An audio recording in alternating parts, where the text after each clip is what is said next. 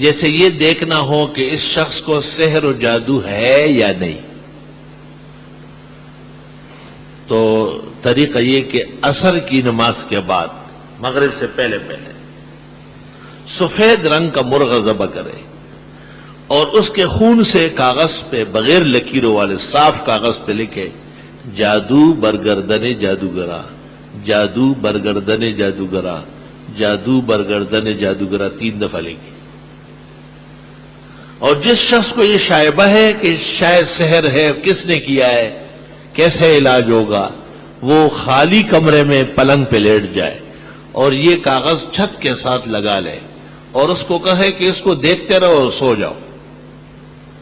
وہ اس کو جب تک جاگ رہا ہے نظر ڈالتا رہے اور اس کی جب آنکھ لگ جائے گی تو بحکم خدا خواب کے اندر جادو سحر کرنے والا اور اس کا علاج بتانے والا سب نظر آ جائے. 100% تجربہ ہے. شیخ الاسلام شیخ العرب والعجم صدر المدرسین دارالعلوم دیوبند حضرت اقدس مولانا حسین احمد صاحب مدنی اعلی اللہ مقامہ تلاميذ کو فرماتے تھے اور مکتوبات میں بھی لکھا ہے. اور کئی قسم کے نامناسب احوال ہیں، بعض کے بیان کرنے سے مجھے شرم آتی ہے. پہلی مرتبہ کی عورت جب حاملہ ہو جاتی تو اپنے پیر کے گھر بھیج دیتے تھے، جب فارغ ہو جاتی تو پھر لے آتے. یہ تو آج جو آپ کے سامنے نہیں ہے، یہ ہمارے بزرگوں کے نام پر دعائیں دے آپ. انہوں نے پورے لٹ گما دیا اس کے پیچھے، تب لوگ شرما گئے. ورنہ اکبر بادشاہ کی بیوی جب حاملہ ہوئی تو شیخ سلیم کے گھر بھیج دیا. جب جہانگیر پیدا ہوا تو اس کا نام شیخ سلیم الدین رکھا گیا. شاید سلیم نام ہے جہانگیر کا. یہ شیخ سلیم کے گھر پیدا ہوا ہے. تو حاملہ عورت کا تو اپنوں سے پردہ ہوتا ہے، وہ ایسی چادر اور اوڑھنی ڈھکتی ہے کہ گھر کے آدمی کو پتہ نہ چلے، اور یہ دوسروں کے گھر میں اس کو بٹھاتے ہیں.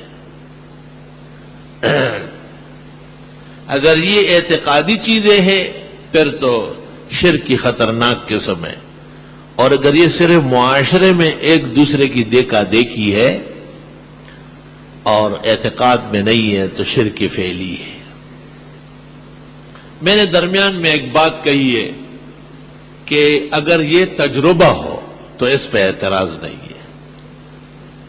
وہ اس لیے کہ حدیث میں ہے جب آن حضرت صلی اللہ علیہ وسلم کی طبیعت مبارک زیادہ ناساز ہوئی تو آپ نے خود ایک دفعہ فرمایا کہ 7 مشکوں میں پانی بھر کے لائے، اور پھر فرمایا مجھے ٹب میں بٹھا لو اور 7 مشکوں کا منہ ایک ہی دفعہ میں کھولو میرے اوپر، شاید مجھے افاقہ ہو جائے. یہ تجربے کی بات ہے، اور تجربہ بھی نبوت کا سب سے اقویٰ ہے. اس کی مثال ایسی ہے جس طرح طب و حکمت میں لکھا ہے کہ جب دوا مؤثر نہ ہو اور بخار وغیرہ بہت تکلیف دہ حد تک ہو اور حکمت اور طب کام نہ کرے تو اس مریض کو فجر کے بعد سورج نکلنے سے پہلے ایک نہر کے کنارے بٹھا لو اور نہر میں کوئی پلنگ کرسی رکھ لو، وہ اس پر بیٹھ جائے اور جہاں سے پانی بہہ کے آتا ہے ادھر دیکھتا رہے. سورج نکلنے کے بعد وہاں سے ہٹ جائے، 2 یا 3 دن میں بخار کا زور ٹوٹ جائے گا. یہ تجربہ عقلاء کا تجربہ ہے، اس میں اعتقاد کا یا معاشرتی فساد کا دخل نہیں ہے.